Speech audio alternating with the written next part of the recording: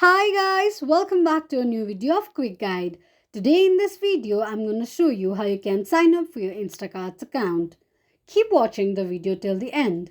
To sign up for your Instacart account, firstly open your Instacart application. The official page of Instacart will appear on the screen. Click on Sign Up option. Enter your email address and press on Continue. By continuing, you will agree to the terms and condition of Instacart application. Create a password for your Instacart account. Make sure that your password contains at least 8 or more characters in it and then tap on Continue. Tap on an eye icon to check if you have entered your password correctly or not. Select the images and then click on Verify.